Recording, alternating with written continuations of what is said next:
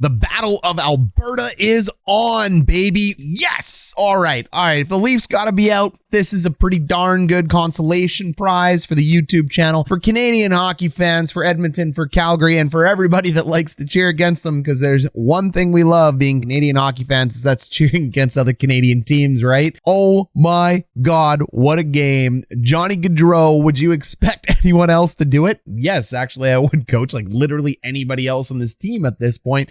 But boom, is that huge for the Calgary Flames? Is that huge for the Flames fans? Is that huge for Johnny Gaudreau, Daryl Sutter, everybody in that locker room? Johnny Hockey scoring that goal. You don't have to score the most. You just have to score the most important one. And if the Calgary Flames move on to win the Stanley Cup, in Calgary Flames history, that will live on like the golden goal did for Sidney Crosby. But it requires you to win. So don't get too far ahead of yourselves. We all remember Joey Bats for Toronto throwing the bat. Unfortunately, they lost to the Royals right after that. So how many people remember the Jays after that one?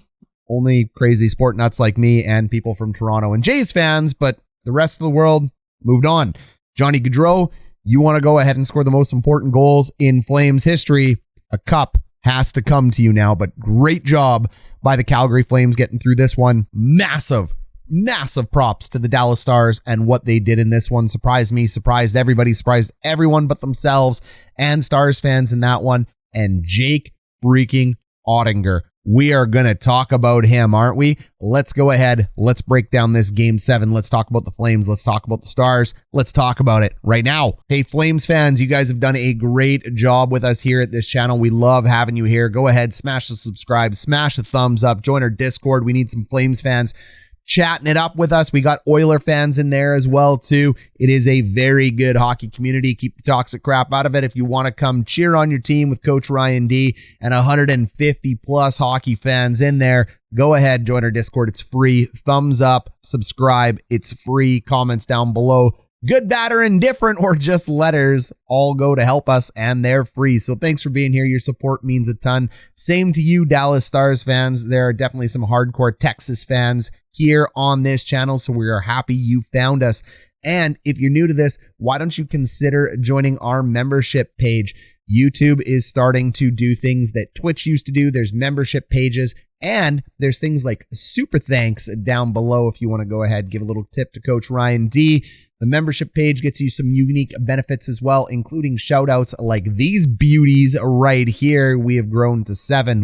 Ooh, 7, I know, but they're the 7 most important people on this channel now. Hey, if that's not your bag, no big deal. Thumbs up, comment, subscribe. We appreciate everybody. This content will always be free. We will always make the best in free hockey content for you. So thanks for hearing the thanks. Thanks for joining us. Let's talk about game 7. 61 shots. 61 shots. 3 goals. 58 saves by Jake Oettinger. My God. What is the first thing you need to talk about? Do we need to talk about the first line of the Calgary Flames? Do we need to talk about Jake Oettinger? Do we need to talk about the fact that the Calgary Flames put on a bajillion shots into this period? Or do we want to talk about the Dallas Stars team defense? Which one do I want to talk about first? I want to talk about Jake Oettinger first. Let's get this one out of the way. 23-year-old goalie, 6'5". You know me. I know goalies. I love goalies. I respect the heck out of goalies, but I'm also the first one to be hard on goalies. Am I not? This is a channel of pragmatic and realism. We don't just go ahead and celebrate everybody. There's no participation trophies here on this channel. It doesn't exist. You got to earn it, and Jake Oettinger earned it for everybody in the NHL. My goodness, is this kid amazing. If you didn't know who Jake Oettinger was, he was a number 1 overall pick for the Dallas Stars. He's 23 years old. It takes 5 years for him to make it into the NHL to this moment to go ahead and dominate. Sure, he's played 2 years before this, but we've always talked about development of goalies on this channel. We talk about the fact that very few goalies get picked in the first round. They get picked in the first round if they're identified as special, but teams don't love picking goalies in the first round because they take 3 to 6 years to develop, and Oettinger's showing us that now. So he's a kid. This is early for a goalie, absolutely. So you have a good one in there. And do I think Jake Oettinger is going to jump up into the likes of Andrei Vasilevsky and Connor Hellebuck? You're darn right I do. You might say it's too early, but if you think it's too early, you're just a guy sitting there waiting and you go, I have to see it first. Yeah, congratulations. You told us what's going on in the past. I'm hitching my bandwagon to this kid right now. Let's go for it. He's elite. He plays an elite game. He's got an elite draft pedigree at number 26 for the reasons I just explained. He's a monster in net. This guy is going to jump into the top 5 of the NHL goalies. He ain't going backwards.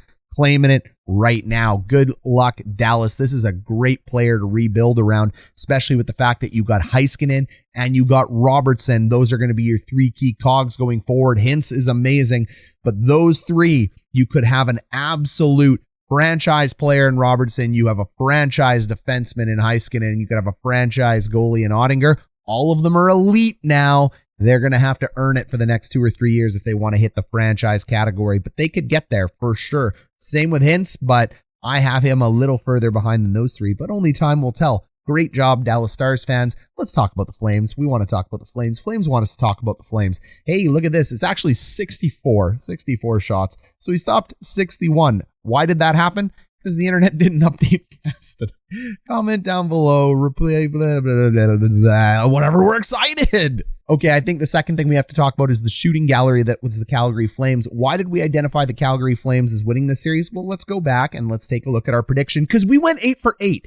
8 for 8. Pragmatic, analytic, advanced statistics combined with the coach's eye took us 8 for 8 in round 1, which means we will go 0, absolutely 0 for 4 in round 2 because we don't have Sports Almanac. But we must say, for those of you that say, I don't like advanced statistics and the game is the game, you got to combine them with things. You got to look at all patterns. So we went 8 for 8 in the bracket. Pretty proud of that one because we have been trash in the last 2 years. But in the last 2 years, we didn't use advanced stats like we did this year. So we combined that into this channel, into our thinking along with the eye test, because I used to be one of those too. No, I can tell you what's right. You know what? Sometimes my eye is wrong. Statistics help us get there.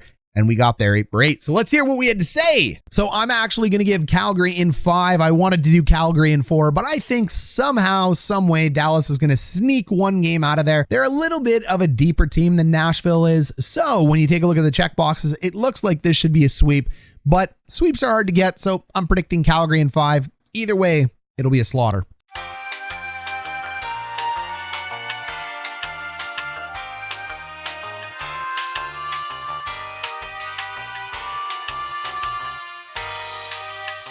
Now, we definitely didn't predict the game 7. We got a few of these wrong. I had Edmonton going through fast and I had Calgary going through fast. Why?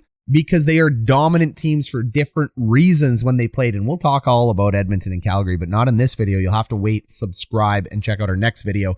But the Calgary Flames put some of the most amount of shots on the net in the NHL. They have some of the best defensive Corsis in the NHL. They have some of the best offensive Corsis in the NHL. You don't know what that is? Stick with us here on this channel. We'll talk all about shots directed to the net and shots directed at your net because that's what Corsi is. You will nerd it up. You will learn a lot of different things about the game analytically as well as through our coach's eye. Now, that is a big deal. This is a Daryl Sutter coach team, defense first, on the back of Jacob Markstrom, who is elite in his own rights. The only reason we're not talking about him like crazy is because of Oettinger. They were the 2 best goalies in round 1. Hard stop. They played incredible. Tyler Toffoli pays off for goal number 1. This game was banana sandwich. There was 8, 4, 11, and then 5 shots by the Dallas Stars, only 28, and they were up. Unbelievable. The Stars were incredible at dragging them into the muck. Cheers to Stars fans who told me that's what would happen. I didn't believe it. I was like, no way. This is a powerhouse. You don't have a chance. I was wrong. Hey, we get stuff wrong. We admit it. Way to go, Dallas Stars. Way to go, Dallas Stars fans, letting us know that. But Calgary ends up peppering with shots 17, 26, 9, and 12. That's unbelievable. I've never heard of 26 shots in a second period. I'm sure it's happened. You comment down below last time it did happen. Do a little research for us if you want to go ahead. That is unbelievable. That's Daryl Sutter hockey. That is why we have the Flames coming out of the West. That is our pick coming out of the West. But hey, we'll see if it holds. You'll have to see the rest of our predictions going forward. Spoiler alert, it'll be Calgary against Edmonton, but maybe it won't be. There's a very good reason this could be Edmonton. We might have to pivot tomorrow when we make our video. After that, it's Matthew Tkachuk. I mean, before we get to Tkachuk, how do you end up scoring? What is this? 30 seconds? 30 seconds after Calgary ties it up. Nemestikov ends up scoring. I was in the car on the way home listening to the call on NHL radio. And I was like, what? Really? Unbelievable. Absolutely unbelievable from Pavelski and Robertson to go 2-1. I'm sure in the building. Tell me, could you hear a pin drop in that building? If you were in the Saddle Dome, I want to know. I bet it was quiet and I bet hearts sank. But then Matthew Tkachuk, Johnny Gaudreau, and Jacob Markstrom doing his best Igor Shesterkin impersonation. That's 3 assists for goalies in this playoffs if you're counting. Tkachuk and Gaudreau getting this goal as the first line is super important because this first line has to start clicking. We are hard on Gaudreau in this video and we are hard on him for correct reasons. This is a results-based business, and the results you need from your first line is to be dominant. You want $10 million a year there? Matty Tkachuk, you got to chip in and you got to win games. Big-time players make big-time plays in big-time games.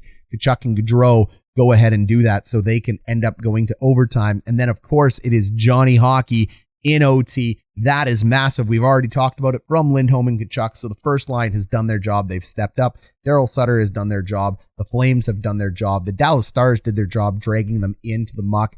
Excellent, excellent series by both of them. At certain times, we'll say it as a neutral observer, some of those games, they were pretty boring. But after that, especially game 6 and 7, that was hot. That was some hot hockey. That was fast. I mean, whew. These teams really started picking it up and hammering it. I cannot wait to see the Battle of Alberta. I think this will be an incredible, incredible matchup. You have a team of transition speed and the best player in the world in Connor McDavid, at least the best player left in the playoffs in Connor McDavid, against the defensive prowess of the Calgary Flames, the well-coached, deep roster of the Calgary Flames and superb goaltending of the Calgary Flames, but the hot Mike Smith as well too. These teams will match up really well against each other because they are polar opposites in the way they play. So strengths will exploit weaknesses on both sides of the puck in the Battle of Alberta, and fans will be going banana sandwich in both buildings. Definitely our favorite call here on this. So team, thank you for being here. This was a hot win. This is a hot team. It'll be a hot next series, or maybe that fire will be cooled by a little bit of oil, but oil burns when fire touches it, doesn't it? I don't know. Was that a cool analogy? It's way too late here in Winnipeg, so maybe the sun's even still up over there in the west. 10:16 in Alberta. Maybe it is. Who knows?